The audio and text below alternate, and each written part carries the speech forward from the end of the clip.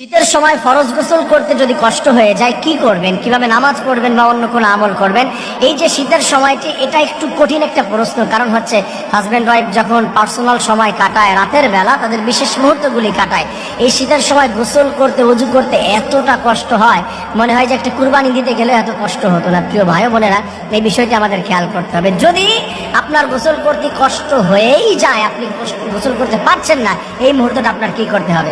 রাসূল জানিয়ে দিয়েছে মাসআলা, যদি কোনো ব্যক্তি রাতের বেলা স্বামী স্ত্রী একসঙ্গে থাকে, তারা হচ্ছে সহবাস করে, আরেকবার যদি করার তাদের সম্ভাবনা থাকে, ইচ্ছা থাকে, ফার্স্ট নাইটে এটা করেছে, মিড নাইটে, লাস্ট নাইটে সে আবার করবে, এই ইচ্ছা যদি থাকে তখন তার গোসল করতে হবে না। রাতের শেষে একবারে গিয়ে গোসল করে নিলে তার জন্য হয়ে যাবে সুবহানাল্লাহ।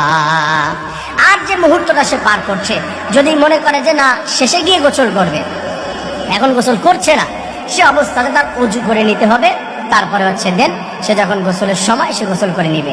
আর যদি কোনো ব্যক্তি কোনো অবস্থাতে গোসল করতেই চাচ্ছে না, এমন কোনো সুযোগ নাই। কেউ যদি ফরজ গোসল হওয়ার পরে গোসল না করে, রাসূল কারীম সাল্লাল্লাহু আলাইহি ওয়াসাল্লাম জানিয়ে দিয়েছেন মাটি পর্যন্ত তার জন্য বরদোয়া করে, আল্লাহ সুযোগ দাও মাটিটা যেন ফাঁকা হয়ে যায়, আমি তার ভিতরে তাকে নিয়ে চাপ দিয়ে নিঃশেষ করে দিব। বরদোয়া করতে থাকে, গাছপালা বরদোয়া করতে থাকে, প্রকৃতি তাদের জন্য বরদোয়া করতে থাকে। এই জন্য এই বরদোয়া থেকে যদি মুক্তি পেতে হয়, গোসল করে নিতে হবে। আল্লাহ তাআলা নারাজ হয়ে যায়। আমার প্রিয় ভাই বোনেরা, যদি কেউ অক্ষম হয়ে যায়, সেই ক্ষেত্রে তার করণীয় কি? এমন অবস্থায় আপনি রয়েছেন যে পানি ব্যবহার করলে মারা যাবেন, কোন ডাক্তার বলেছে পানি ব্যবহার করলে মারা যাবে, ওই ব্যক্তি ওযু করেও নামাজ পড়তে পারে।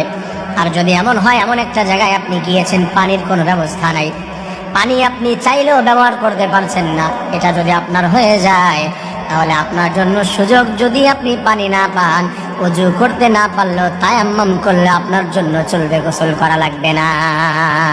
এই শীতের দিনে গোসল করতে যদি কষ্ট হয়ে যায়, এই সুযোগ যদি আপনার হয়, তাহলে গোসল না করলেও চলবে। অন্যথায় এই পদ্ধতিতে আপনার এইভাবে এগিয়ে যেতে হবে।